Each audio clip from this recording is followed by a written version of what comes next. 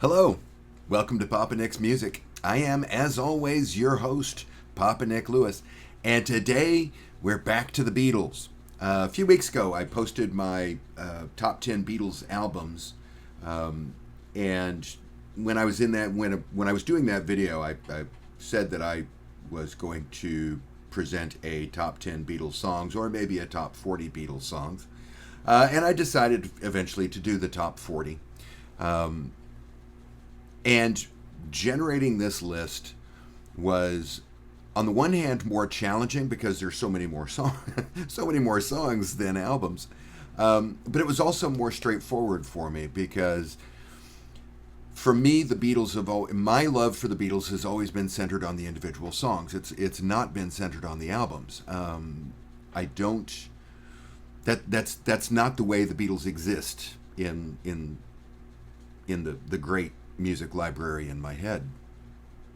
I was well aware of all of the Beatles songs back in the days when I only had maybe 2 or 3 albums. I mentioned in the top 10 album video that Rubber Soul was the first album that I bought with my own money, and we had a copy of Sgt. Pepper, and I'm pretty sure I had a copy of Abbey Road, and I'm pretty sure we had a copy that was of a Capitol re-release of some of the covers and such that were on the first couple of albums that weren't featured on the American releases. It was called The Early Beatles, so I remember we had that. But for the most part, I knew the songs. I would hear the songs on the radio. And I had friends who had Beatles records, and so I knew the songs. I didn't necessarily know the albums. When I started college, this was 1981, maybe 82, I was living in the Houston area, and there was a radio station there that, for a brief time, my sense of the passage of time has never been good, so I can't tell you how long it lasted. But there was a radio station that changed its format to play nothing but Beatles and solo Beatles songs.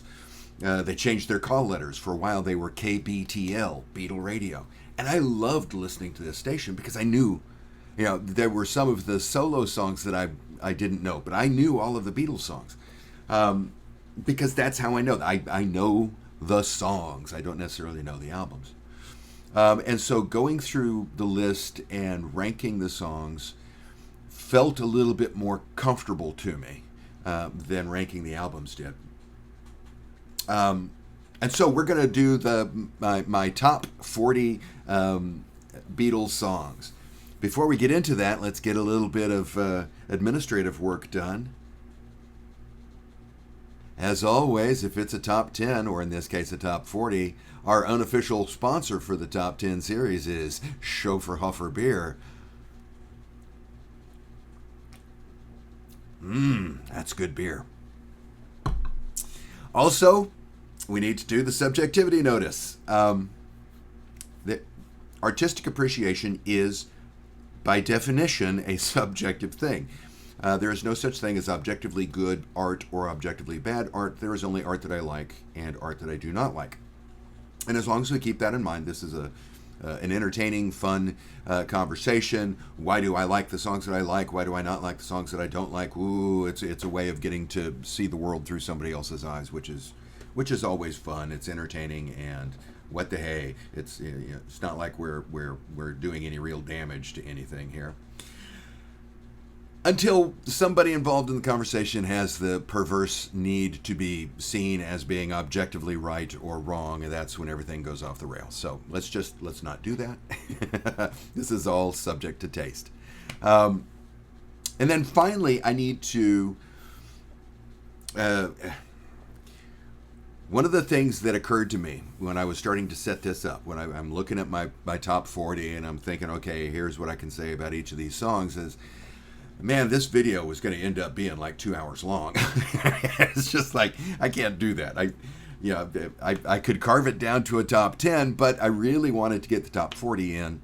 And so we are just going to blast through this because I would end up saying pretty much the same thing for all of these songs. Why do I like the Beatles? I like the Beatles first off because they are just good, solid, strong pop songwriters.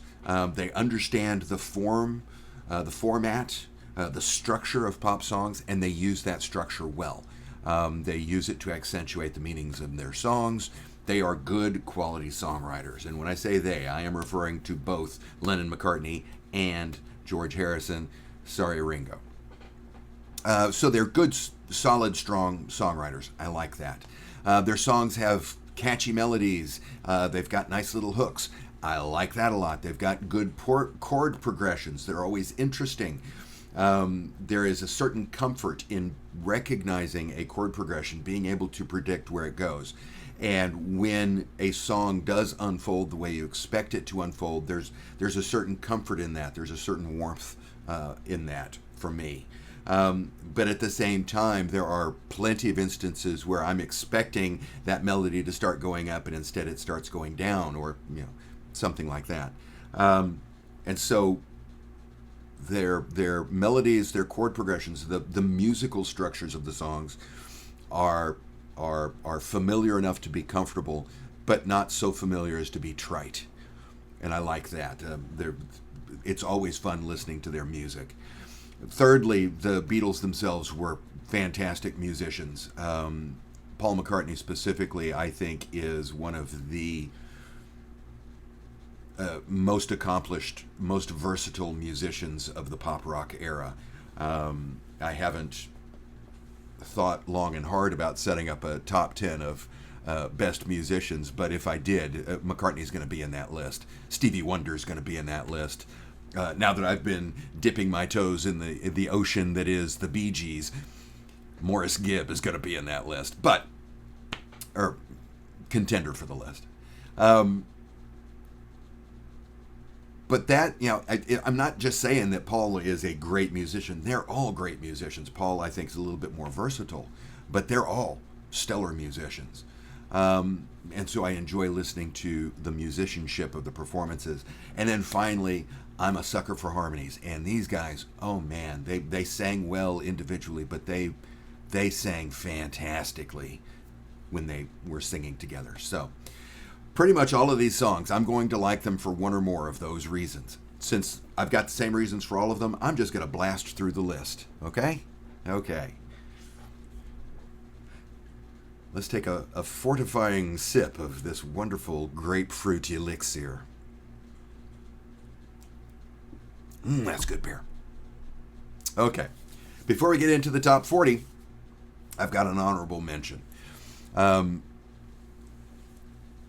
If I'm being honest, if I'm being 100% honest, and I'm basing this strictly on these are the songs that I like, the songs that I like to listen to, the songs that make me the happiest when I come across them in the wild, then this song would be in the top 40. It would, in all likelihood, be in the top 10, might even crack the top 5. I mean, I really like this song. But I think if I put it in my top 10, there would be, within minutes of me posting the video, there's going to be a mob with, torches and pitchforks outside the house howling for my flesh. Because I think most fans think that "You Know My Name, Look Up My Number" is an embarrassment. It's a trifle, it's a joke, and it's not a particularly good joke. But I love this song. I remember it was the flip side of what? Let It Be? Was it the flip side of Let It Be? I think it was the flip side. I'm going to say it's Let It Be, and if it's something else, there will be an explanatory note down here. And I one day flipped it over and listened to it, and from then on, that, as far as I was concerned, that was the A side. I love "You Know My Name, Look Up My Number." It has always been one of my favorite Beatles songs. I'm just not willing to risk the wrath of the crowd by actually including it in my top 40, so it gets an honorable mention. Okay, coming in at number 40, from Abbey Road. If we're talking beautiful harmonies, we are talking "Because." I love Because. Wonderful harmonies on that. Number 39. See, I told you we're going to blast through this. Number 39 from the Magical Mystery Tour, we've got Fool on the Hill. There's something about the music of Fool on the Hill that automatically takes me back to being a little kid listening to it on the radio. Love Fool on the Hill. Number 38, also for Magical Mystery Tour, we've got Penny Lane. I think Penny Lane will probably be up a little bit higher on most people's lists. And I would have thought it would be up higher on my list because as I said in the album video, I'm a little bit more of a fan of Paul than I am of John. But it ended up at 38. What can we say? Coming in at number 37 from the Beatles. And isn't it irritating that I keep referring to it as the Beatles and I don't call it the White Album? Yeah, there's a reason for that. The name of the album is fucking Beatles. From the Beatles, we have Helter Skelter. Oh, man, do I like that song. I love listening to the bass. I'm pretty sure that's John playing the bass on that. But man, I can listen to that all day long. Coming in at number 36 from A Hard Day's Night. Make sure, yes, from A Hard Day's Night. The print on my spreadsheet is small because there are so many of these things. We've got The Things We Said Today. I love Things We Said Today. Coming in at number 35, our first George Harrison song for the lineup, If I Needed Someone from Rubber Soul. I really like If I Needed Someone, one of George's better songs.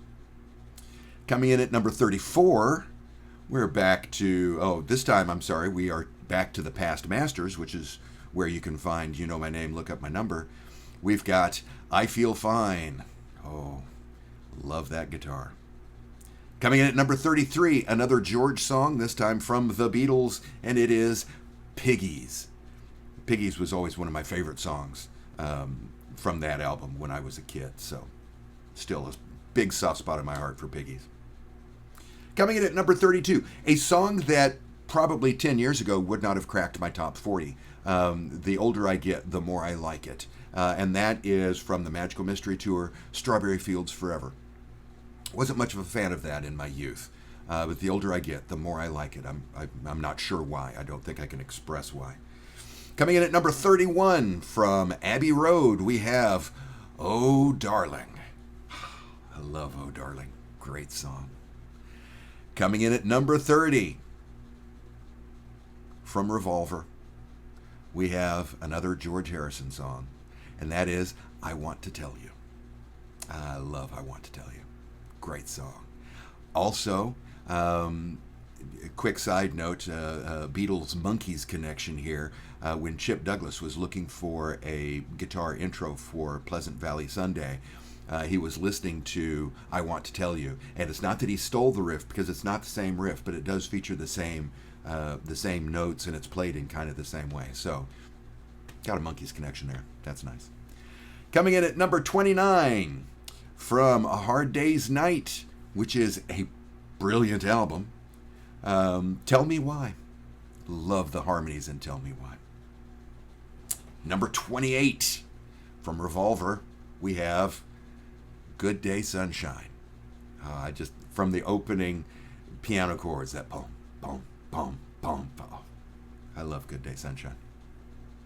Coming in at number 27, make sure, yep, I'm on number 27. Coming in at number 27 from Sgt. Pepper, we have Good Morning, Good Morning. I really like this song. It's one of my favorite songs on the album. One of my favorite John Lennon songs. I love Good Morning, Good Morning. Number 26 from Beatles for Sale, we have I'll Follow the Sun. It's a nice little acoustic song. That's a good one. Number 25, talk about nice little acoustic songs. This one is from Help. We've got You've Got to Hide Your Love Away. One of the songs that I do, it's a fairly regular, it makes a fairly regular appearance in my set list when I'm performing. I like You've Got to Hide Your Love Away. Coming in at number 24 from A Hard Day's Night, we have the title track, A Hard Day's Night. That opening chord is great. I once watched a video that Randy Bachman posted He had gone to visit somebody. It might have been George Martin or Giles Martin. I'm not sure when it happened. But he had listened to that opening chord, that famous opening chord to Hard Day's Night, and actually tracked down the individual tracks and was able to piece together that it was three different guitars all playing at the same time, and he could identify the chords. And the video I was watching was him explaining this in a concert, and so he and two other guitarists said, okay, we're going to do this. He's going to do that. I'm going to do this. He's going to do that. 1, 2, 3, blah, and it was spot on perfect. It was that chord. One of these days I'll dig that video up and watch it again. Number 24, Hard Day's Night. Number 23, one of their prettier songs off of Revolver, or one of their prettier songs, and it's off of Revolver, is Here, There, and Everywhere. It's a lovely song. Number 22, we've got a smash hit single that was on the Help soundtrack album, and it is Ticket to Ride. Think I'm Gonna Be Sad. I think it's today. I love John's vocal in that. That's just a wonderfully emotional vocal. Coming in at number 21, another Past Masters entry, was one of my very favorite songs when I was a kid. I love the harmonies in This Boy. I can listen to that thing all day long, just on a loop. I love it. Coming in at number 20, also off Past Masters, because it was released as a single, was not included on any albums, and that is Lady Madonna. Another one that I can listen to back to back on a loop. I love that piano. It's one of those songs that makes me wish I could play the piano. Of course, it doesn't make me wish I could play the piano strongly enough to make me actually buckle down and practice and learn the damn thing. But hey. Coming in at number 19, one of my favorite George songs off of Revolver, and that is Taxman. Another song that will crop up from time to time in my set list. Number 18, a song off of their first album, Please Please Me, the only cover on this list. Every other song is written either by Lennon and McCartney or Harrison. This one was written by, I don't know, somebody else. I've got a note, but I don't want to try to focus in and read it. That is Twist and Shout. We can't talk about powerful Beatles songs without talking about Twist and Shout. I mean, come on. It's number 18. Number 17. To me, this song is always going to be on Rubber Soul because it was on the American Rubber Soul release. It was actually released on the Help album. But to me, it's a Rubber Soul song, and that's I've Just Seen a Face. I love I've Just Seen a Face. It's a great song. Coming in at number 16. Ooh, let me do a quick check on this. Nope. I was about to say the only song off of Let It Be, but there's a second song off of Let It Be cropping up later on. Coming in at number 16 off of Let It Be, hands down my least favorite Beatles album, we've got I've Got a Feeling. I can listen to that one all day long. Coming in at number 15, from A Hard Day's Night, Can't Buy Me Love. Beautiful song. Coming in at number 14, this was a song that I was not too familiar with when I was a kid. I came to know this one more in the college years. I had heard it before, but I didn't really know it. And it was off of the original,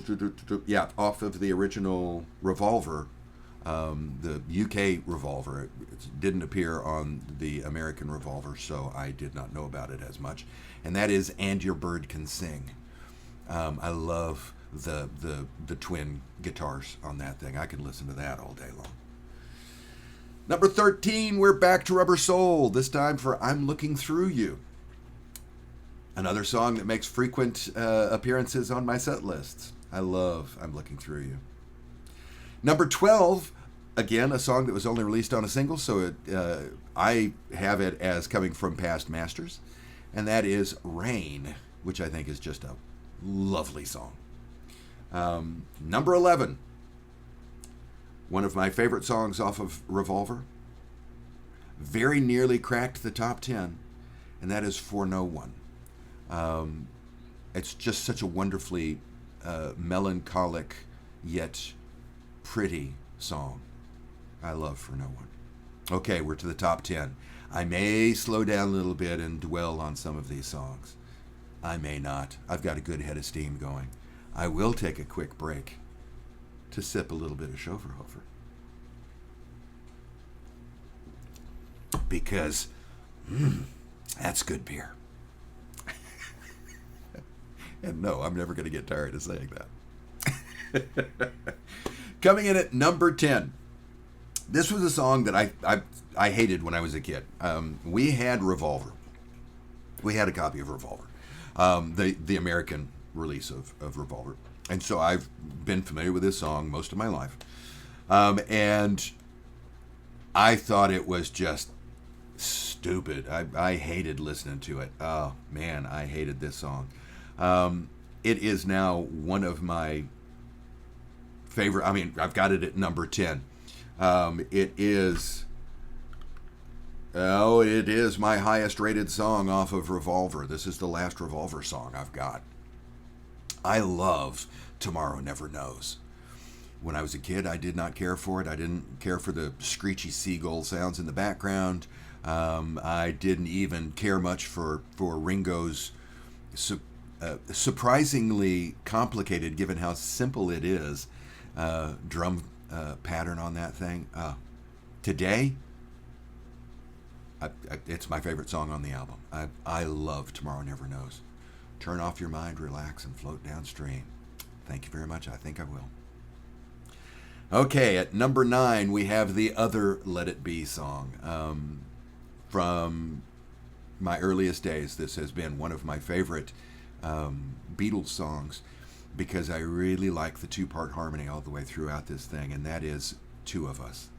I love this song. It is a song that I wish I could include in my set lists because I love it that much. But I would have to have somebody to sing it with. Coming in at number 8 from Rubber Soul, we have You Won't See Me. This is a song that I have a very strong reaction to or a strong attachment to. When I was a kid, we would frequently go for Sunday drives. It's Sunday afternoon. Oh, let's get in the car and go for a drive. I was like, oh, okay, let's go for a drive. And to entertain ourselves, my brother and my sister and I, as we were sitting in the back seat of the big station wagon that we had, we would sing songs. And we'd, pick a song, we'd start singing it. And we liked to do harmonies. And You Won't See Me is one of the songs that we did because of the ooh la la la harmony bits. And I loved singing that when I was a kid, and I still love it today. You Won't See Me, number 8. Number 7, one of my favorite songs that John wrote, and that is In My Life.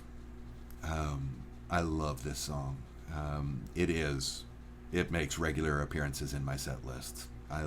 I really like In My Life. I think it's a brilliant lyric, and I think it's a wonderful tune. Fantastic songwriting there. Number 6. I went to a party once, and we're hanging around with friends and having a few beers. My friends and I at that time were into Foster's Lager because it came in the big oil drums, and so we're all drinking a big Fossies and just having ourselves a good time. And I'm over next to the stereo, flipping through the albums, looking for something to play, and I saw that they had a copy of Meet the Beatles, the American pressing Meet the Beatles. And it's like, oh, you've got Meet the Beatles. Oh, that means, and I get the record out. Oh, yep, there it is. And I played 1, 2, 3, 4. Boom, boom. Oh, I saw her standing there. It's always, it's like, oh my God, I get to hear this now. I don't have to wait for it to come onto the radio. You kids today will never know the excitement of recognizing that a friend has an album that has a song that you really like, which means, oh, I get to play that now. Oh, I love it. Okay, number 5. This one is off of A Hard Day's Night. It also appears fairly regularly in my performance sets. I've always been fond of I Should Have Known Better. It sounds better if I'm playing in a band because it does it gains a lot from the extra instrumentation and from at least a little bit of harmony vocal. But I Should Have Known Better, wonderful song. I love I Should Have Known Better. Number four. Number four.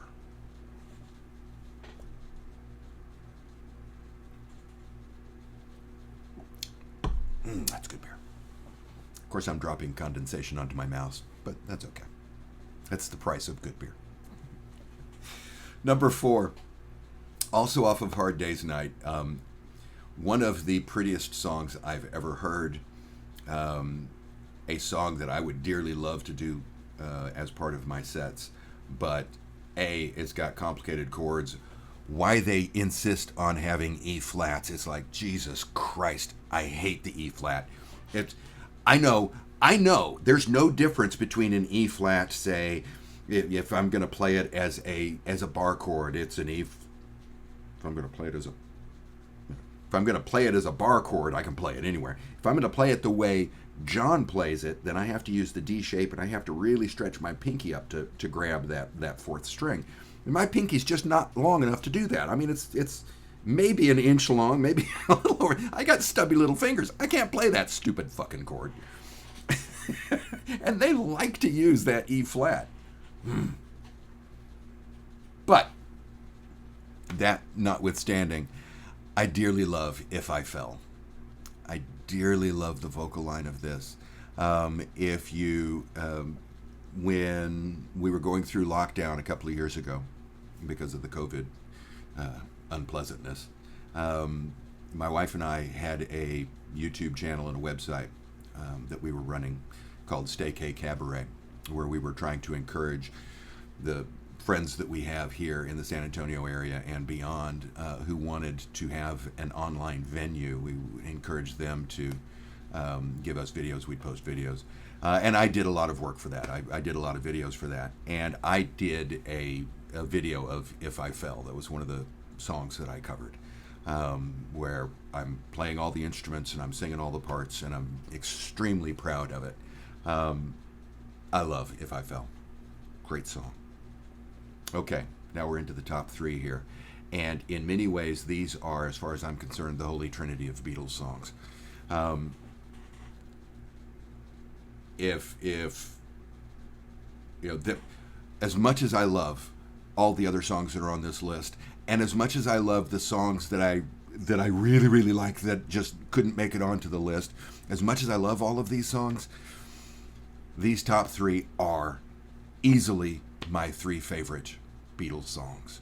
Coming in at number three, off of the Beatles, and I mentioned this in my Beatles album video, the main reason I bought a copy of the Beatles was so that I could listen to Martha, My Dear without having to trust in the fates to put it onto the radio, or without having to borrow it from a friend or something like that. I bought that album so that I could hear that one song whenever I wanted to. And I will always have a copy of the Beatles so that I've got Martha, My Dear. I don't know why. I don't know why I like this song as much as I do, but it strikes a chord in me. It lives in a space in my heart, in my soul, that I couldn't evict it from if I wanted to, and God knows I don't want to. I love Martha, My Dear. I don't quite love it as much as number two, though. Number two is another song that I didn't really know that well when I was a kid. This is one that I came across later because I didn't have a copy of the Yellow Submarine soundtrack, and it's Yellow Submarine. Who gives a shit about the Yellow Submarine soundtrack? So I'm not going to know. But then, many years later, when I finally managed to borrow a copy of the Yellow Submarine soundtrack from somebody, and I listen to it, and I hear "Hey Bulldog," and I mean, that's one of those watershed moments in life where, okay, I remember what my life was like before I heard "Hey Bulldog," and now I know what it's like after I've heard "Hey Bulldog." "Hey Bulldog" is just a revelation. It is. I can't express how big the splash was that made when it landed in the ocean of my psyche. Ooh, that was a really tortured metaphor. But I love "Hey Bulldog." What is even more impressive is that the group Fanny, group from the early 70s. They did a cover of Hey Bulldog that I think, man, catch me on the right day, and I'm saying it's, it is as good as the Beatles, and in some ways it's even a little bit better, which is just, that's heresy. Oh, I love Hey Bulldog. That's a great song. Fantastic song. Oh, never going to be in my set list. And then finally, my number one song, my overall favorite Beatles song, is a George Harrison song, which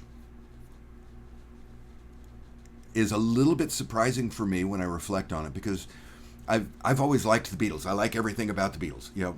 If we talk about, I like Paul's songs, that doesn't mean I don't like John's songs. I really like John's songs. I really, really like Paul's songs, right? I mean, it's that kind of thing. When I did my Beatles album video, somebody in a comment said, "Oh, so you don't like the Beatles? You don't like the White Album?" Okay, enough said. And I'm like, fuck you, no, that is not what I said. I love all of this stuff. There is a very small subset of songs that the Beatles released, tracks that the Beatles recorded, I need to say that correctly, that I actively dislike. Revolution 9, I actively dislike. I know there are people out there who say that they actually enjoy listening to it. I can't understand that. I can't wrap my brain around that. My feeling is, if you like listening to Revolution 9, then you've got a couple of wires are crossed. There's a breaker that hasn't tripped. There's something going on up there, because that's a piece of shit. And there aren't. I mean, I can point to that and I can say, yeah, I don't like that. But beyond that, there are just songs that other people like that I'm kind of lukewarm towards. I've never been particularly fond of either Hey Jude or Let It Be. I just don't care for either song. I don't dislike them. If you want to play it, I'm not going to complain. I'm not going to run screaming out of the room. George's While My Guitar Gently Weeps. Never been a big fan of that. I don't much care for it. If I'm listening to the album, I skip over that song. I skip over Hey Jude. I skip over Let It Be. Doesn't mean I don't like the songs. Just means... no, it doesn't mean I dislike the songs. Okay? But still, I would have thought that there's no way George would be the songwriter of my number one song. I never thought that would be the case.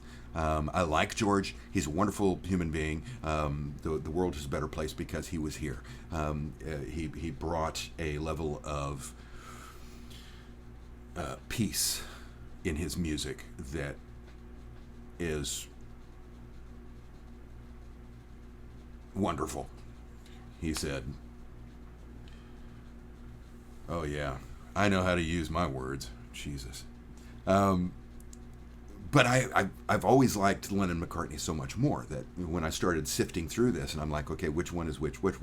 I knew Martha My Dear was going to be up toward the top, and I knew Hey Bulldog was going to be up toward the top, and I knew that If I Fell was going to be up toward there. There are certain songs, I just know I like these songs. And I knew this one was going to be up towards the top. But the more I looked at them, the more I realized that,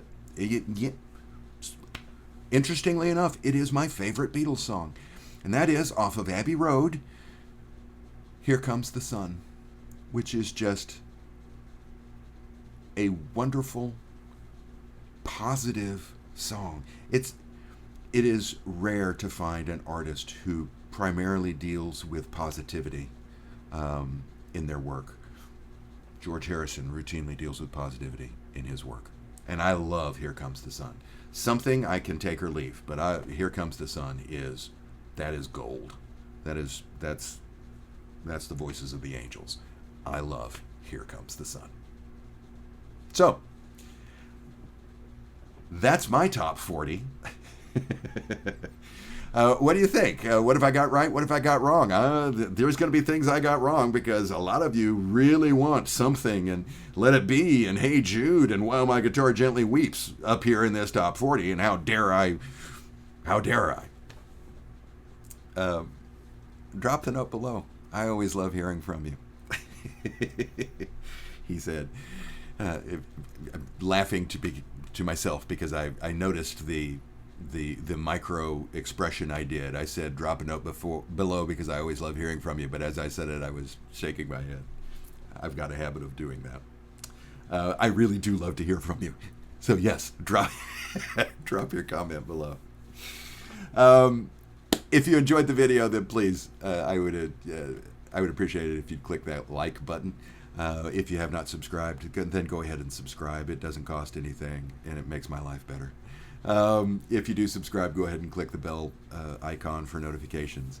And thank you for watching, and I hope to see you again soon. And I hope that the rest of your day is blissful. See you soon.